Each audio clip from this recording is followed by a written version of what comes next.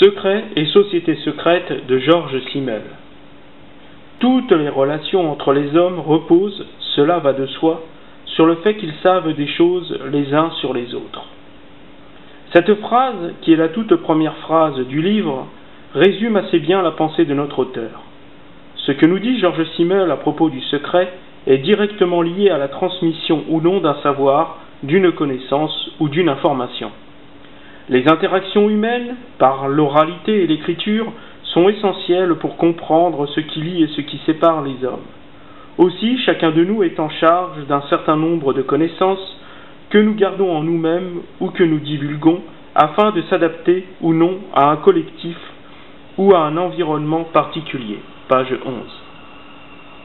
À ce propos, le mot de passe, par exemple, est ce facteur mémoriel d'intégration et de participation de l'individu au monde du numérique.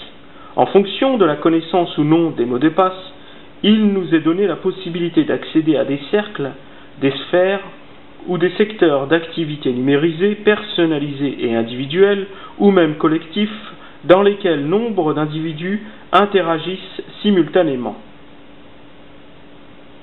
Ces plateformes aux frontières invisibles rassemblent virtuellement des individus qui ont préalablement accepté 1001 conditions. Ces cercles générés par la machine forment des petites sociétés dont la visibilité va de pair avec les performances de captation de l'opinion publique. Aussi deviennent-elles influentes au fur et à mesure que le nombre de cercles individuels augmente. On voit donc bien, à travers cet exemple, qu'un collectif a besoin de définir des autorisations d'intégration afin de se prémunir d'agents toxiques. Si le mot de passe est l'équivalent dans la vie réelle d'une clé, il est également l'expression d'une certification d'authenticité individuelle. L'accès est donc conditionné au mot de passe, et la divulgation ou la perte de ce mot de passe entraîne inévitablement la perte d'un privilège. De même que la réponse à un problème donné conditionne une promotion, il n'est donc pas dans l'intérêt de celui qui a cette réponse de la divulguer à n'importe qui. Certaines informations tenues secrètes engendrent donc bien immédiatement des profits qui sont nécessaires à la bonne marche de l'existence. Toutefois, dans cette histoire-là, il faut savoir distinguer, pour satisfaire la vertu, l'âme d'élite de l'âme ordinaire. Page 41. La notion est importante. Georges Simmel précise, tout comme Léon Bloy, à travers sa nouvelle « La religion de M. Pleur », comment l'âme d'élite cache précisément ce qu'elle a de meilleur pour ne pas donner l'intention de désirer les éloges et les récompenses. Pour des raisons évidentes de réussite matérielle, le secret est directement lié à l'orgueil et dans un certain sens au mal. Quand le secret sert des intérêts purement égoïstes, et dans le cas particulier d'une campagne électorale où le candidat dissimulerait des faits immoraux, le secret devient un délit. Le secret, nous dit Georges Simmel, est tout d'abord le fait de priver les autres d'une connaissance et de le leur faire sentir afin qu'ils perçoivent une différence sociologique. Page 42. Cette privation éveille le désir mimétique et donc la rivalité mimétique. Psychologiquement, celui qui ignore le secret est rendu moins précieux que celui qui le connaît. Le secret est donc lié à la propriété intellectuelle, et sa seule existence est un moyen formel de fanfaronner et de se sentir supérieur. Page 42. Le secret place donc l'individu dans une position d'importance, page 43, qui va susciter la jalousie et la convoitise. Le secret revêt celui qui le possède d'une aura dont la puissance est proportionnelle à l'importance et à la qualité de ce même secret. Aussi le secret est directement valorisé par la qualité du cercle qui entretient ce même secret. Le secret agit donc à l'intérieur de l'être comme une puissance d'émancipation dont la révélation provoque une satisfaction narcissique et libératoire. Ce plaisir de l'aveu dévoile en réalité une révélation de sa propre puissance et qui, une fois transmis sur celui à qui il est destiné, éveille un sentiment de supériorité provoqué par l'éveil intellectuel de celui qui l'a reçu. Plus ce dernier est comblé et honoré par cette connaissance, plus celui qui l'a transmis est satisfait. Mais ce transfert de connaissances exporte également dans ce dernier la responsabilité de tenir sa langue, et cette nouvelle responsabilité le place dans une situation de rétention intenable. Georges Simmel se permet alors une digression dans son chapitre sur la parure, page 51. Cette digression a pour objectif de lier la parure au secret. En effet, si la parure est cet objet d'extériorité qui dissimule la médiocrité intérieure de l'être, elle agit principalement sur celui qui a des yeux et ne voit pas. La parure officie comme l'arbre qui cache la forêt, et dans la mesure où elle fait augmenter la valeur de celui ou de celle qui la porte, page 52, elle accroît son rayonnement charismatique et irradie ceux qui se trouvent dans son orbite. La gravité sensorielle qui s'en dégage provoque une intensification de l'intérêt. La parure fait de la personne qui la porte un objet de convoitise, qui aimante l'observateur selon sa plus ou moins grande exposition à l'objet en question.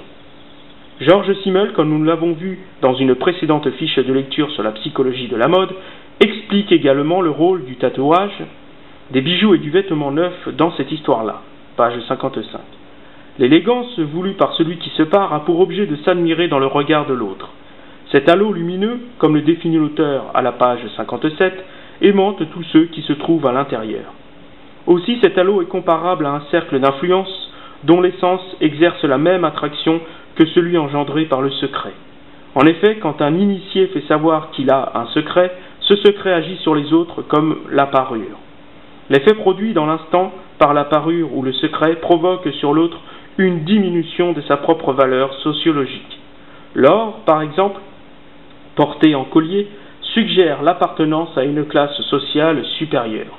C'est une synthèse de l'avoir, et cette possession fait distinguer celui qui a de celui qui n'a pas. De même, la connaissance fait distinguer celui qui sait de celui qui ignore. En cela, le secret fait savourer l'ignorance de l'autre.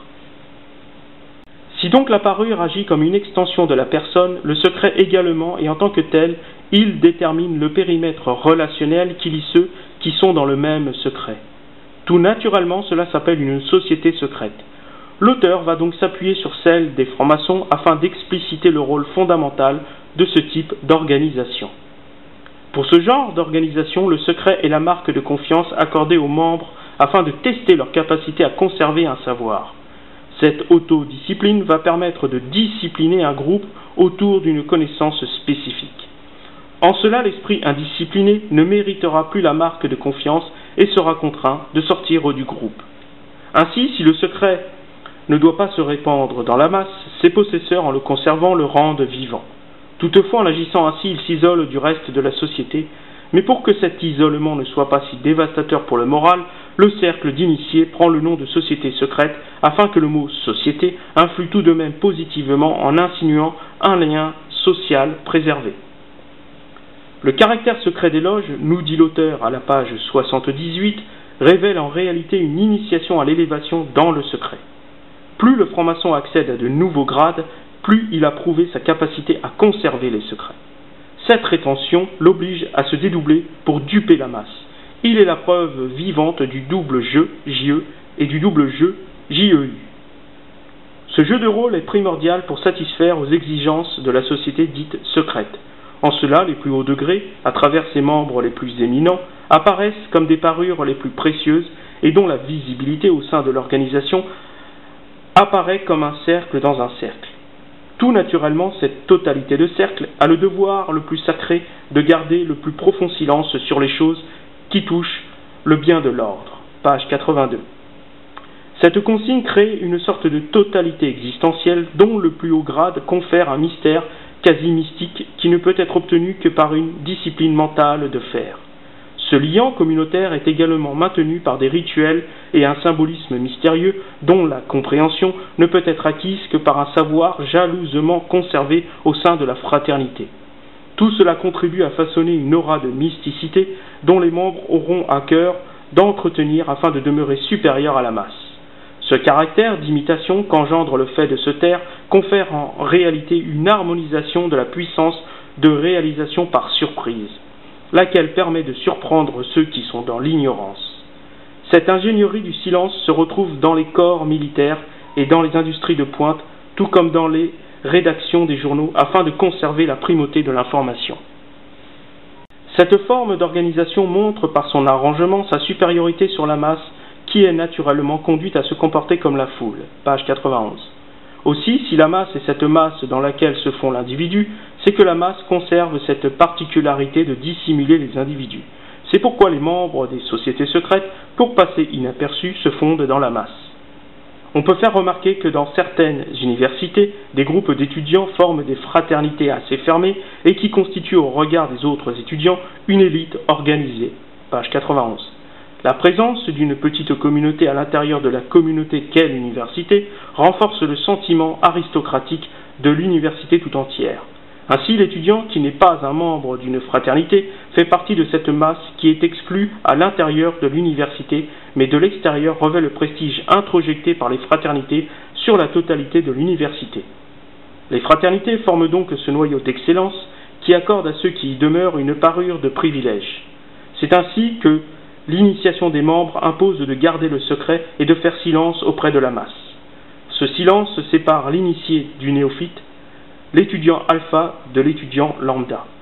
C'est ainsi qu'il existe l'individu exotérique et l'individu ésotérique. Page 94. Dans le premier cas, l'individu a une connaissance ordinaire et profane, voire vulgaire du monde. Et dans le deuxième cas, l'individu a une connaissance particulière et spécifique du monde. Sociologiquement, les relations humaines sont déterminées par la transmission de connaissances. L'éducation et la presse sont par exemple des conglomérats de propagation de cette connaissance, et cette capacité de transmission est naturelle à l'homme, puisque c'est par elle qu'il se fait connaître des autres. Mais parler n'est pas penser, la chose doit être entendue. L'enfant parle, mais ne conscientise pas ses paroles. Page 68. Il en est de même d'un bon nombre d'adultes dont le fait de parler est un pur mécanisme réactif. La science de la parole, le discours, le sermon, révèle la pensée dans la parole. C'est pourquoi le silence, chez l'individu au caractère aristocratique, en dit plus qu'une éventuelle parole. Quand Ponce Pilate demande au Christ « Qu'est-ce que la vérité ?», ce dernier garde silence. Dans cet exemple, l'assurance intérieure du Christ témoigne davantage qu'une réponse. En effet, son parcours démontre à lui seul qui il est vraiment. Le silence du Christ vérifie en réalité cette parole du prophète Jérémie, « Ils ont des yeux et ne voient point ». Le Christ sait donc exactement quand il faut parler et quand il faut se taire. Le silence est dans ce cas précis pareil à un témoignage. En effet, l'absence de réponse actionne chez l'allocutaire son imagination et sa curiosité. Il est alors dans la posture de celui qu'on ignore, et cette déconsidération lui devient insupportable puisqu'il se sent méprisé et insulté.